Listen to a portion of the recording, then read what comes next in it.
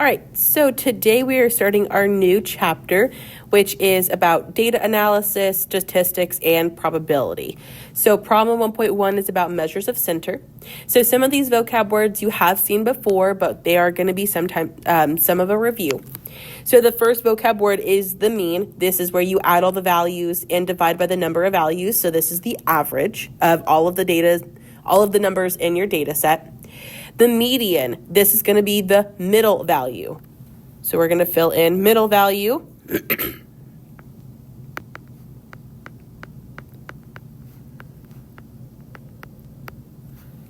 This is where you write the values in order from least to greatest and find the middle value. If there is an even number of data values, find the mean of the two middle values. Then we have the first quartile. So this should be a new word for you. The first quartile is also called the lower quartile.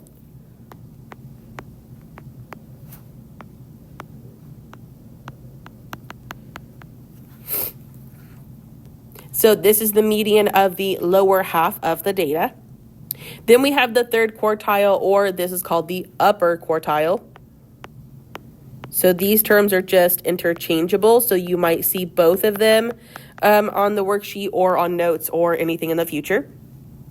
The third quartile or the upper quartile, this is the median or the average of the upper half of the data. And then, of course, the last one we have is outlier. This is a value that is much smaller or much larger than most of the other values. So example 1, they gave us numbers in a data set. So the first thing that I'm going to go ahead and do is I'm going to arrange them from least to greatest. Mean, when you find this, you don't have to have them ordered from least to greatest, but I just do it typically as the first step to help me out in future steps. So the first is going to be 10, and then it should be 52, and then 55, and then 59, 66, and then we have 68, 70, and 76.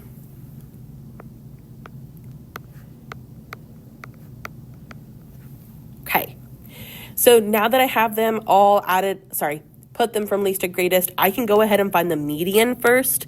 So the median is the middle number. Now, up above it did say that if you have an even amount of numbers or data values, you're going to have to find the middle between the two. So if I look, I do have 8 numbers, so that means I need to take an extra step to find the median. So the middle would actually be right here in between 59 and 66. So in a calculator, I would do 59 plus 66 and then divide by 2. Whenever I type this in, I should get 62.5 as my middle number. So the next thing that I'm going to do is add all of the numbers up and then divide by 8 because I want to find the mean or the average. When I add all of these numbers up, I should get 456. I'm going to divide by 8, and I should get 57 as my mean. So the lower quartile, this is where I find the middle or the average. This is where I find the middle number in the lower half. So the lower half is the first 4 numbers. So right here, this is going to be my lower quartile. So I'm going to label it with LQ. This was my median, so I'm going to put M.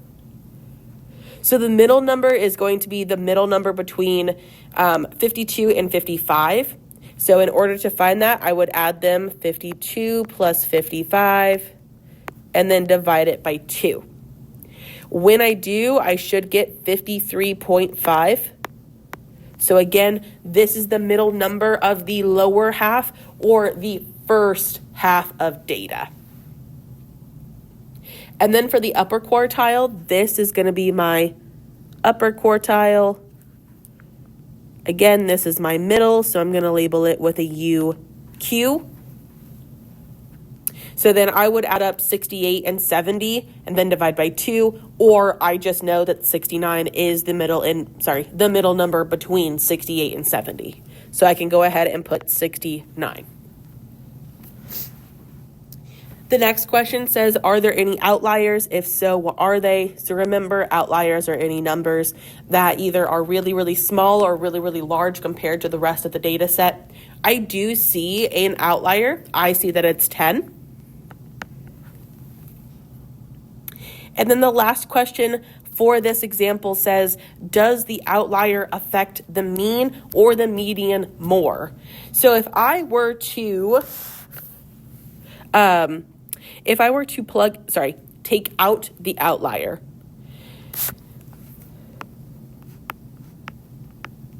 my mean. So whenever I added all 8 numbers up, the first time I had 456. If I were to take 10 away from that, I would have 446. And then I would divide by 7 numbers.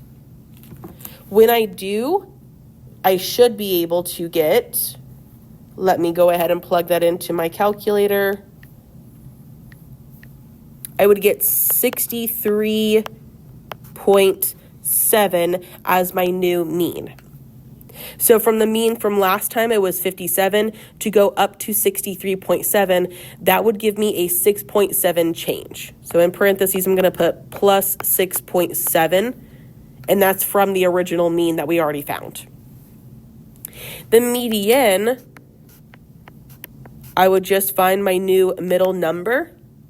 So if I were to have taken it out, my median would then shift to one number to the right, because then I would have 7 numbers. There would actually be 1 in the middle. So my new median would be 66. From the original, it was 62.5. So then I went up by 3.5 change. So which one had a greater change? It would be the mean. This would be the one more affected.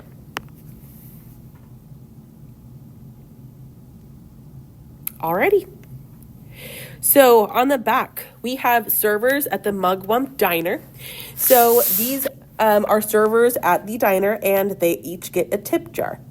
So it says the 4 servers shared their tips equally. How much money did each server get? And it says explain. So in order to know how much they are going to get each, I need to add up all 4 tip values. So it looks like the first one is $15.25. Plus $14.75, plus $16.50, plus $16.10. When I add up all 4 of these numbers, I should get $62.60, $62.60. There are 4 servers, so I'm going to divide this number by 4.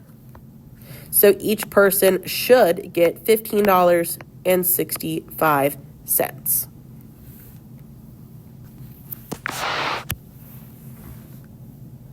So question B says, Yana was busy clearing a table when the tips were shared. Yana also received $16.10 in tips. Suppose Yana's tips were included with the other tips and the total was shared equally among the 5 servers. Without doing any computations, will the 4 servers receive less than, the same as, or more than they did before Yana's tips were included? So we should explain our answer. So if we are adding more money into the stockpile of all of the tips, there should be more money going to each person. Now, even though we divided by another person, we're still adding more than what we're going to divide by. So I'm going to say more because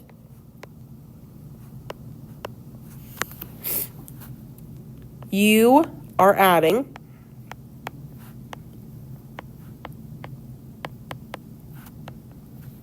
money into the shared account, or I should say the shared pile of tips.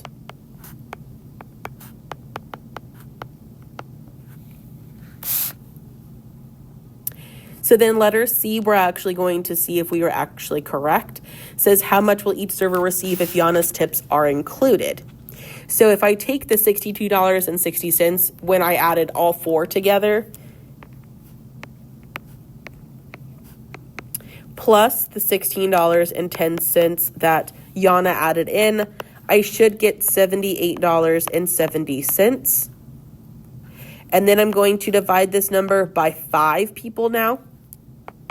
And when I do, we should get $15.74. So not much, but they're at least getting a 9 cents increase now that they've added another person into the shared pile. And then lastly, letter D, it says the next day, all 5 servers shared their tips equally. Each received $16.45. Does this mean someone originally received $16.45 in tips? So explain.